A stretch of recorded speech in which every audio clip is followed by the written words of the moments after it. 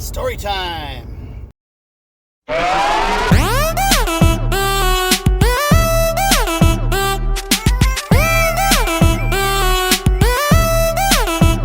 it out.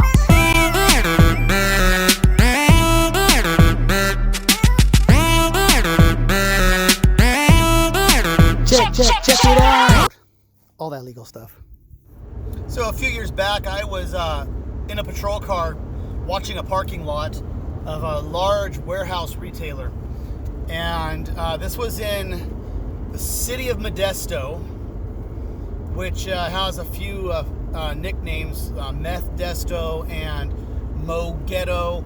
It's got a lot of problems in that town, a lot of drug problems, and a lot of theft that happens there, a lot of car break-ins. So I'm sitting in the parking lot, and it's about, I'd say 11 o'clock at night. Everybody went home. I'm alone in the parking lot. It's pitch black. The lights went off probably 5-10 minutes earlier, and so the parking lot is pitch dark. And I noticed somebody start walking across the parking lot. So I'm just sitting there watching them. They're not aware that I'm there because I'm sitting in the patrol car and it's dark.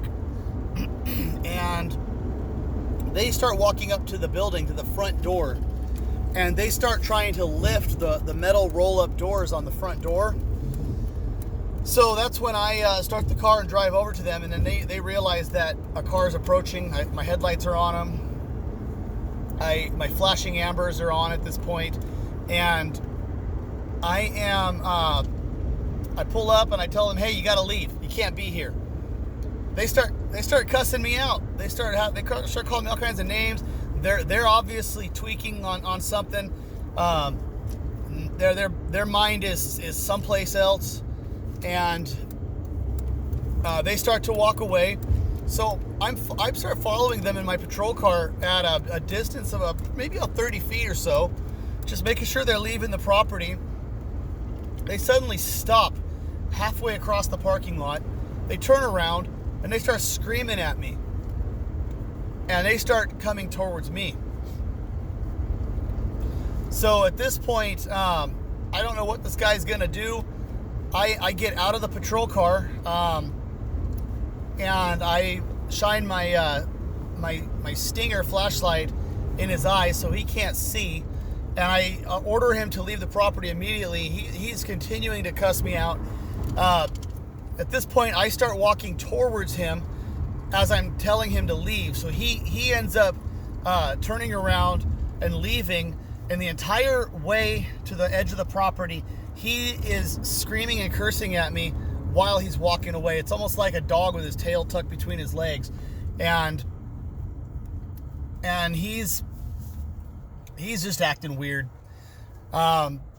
He leaves the property and he just stands on the curb across from the parking lot, and that's fine. He can stay there. He's not on my property anymore. I just keep an eye on him. He eventually gets bored and he leaves. And so that type of incident was a very common occurrence at this job site. A lot of tweakers, a lot of meth heads, and we had a canal directly behind the building. So a lot of transients would come through there and they'd cut across the parking lot. They'd go try to dig through the trash cans. They would try to get into the building. There was a lot of vandalism that would happen. People would try to break things. It was just bad. That was the reason security was posted up there. Actually, the reason the company I worked for got hired to post up there was because that place had a shooting incident. And a guy who was dealing with depression was armed with a knife, and he was taking swipes at people inside the store. They managed to get him to move to the front patio of the store, and an off-duty corrections officer ended up shooting him one time in the chest.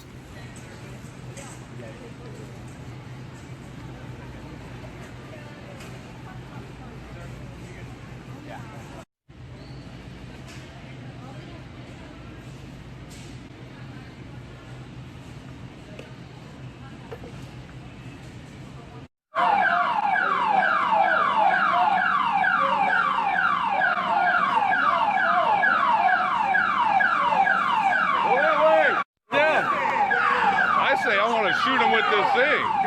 Good job. Just the leg. Shoot him in the leg. Hey.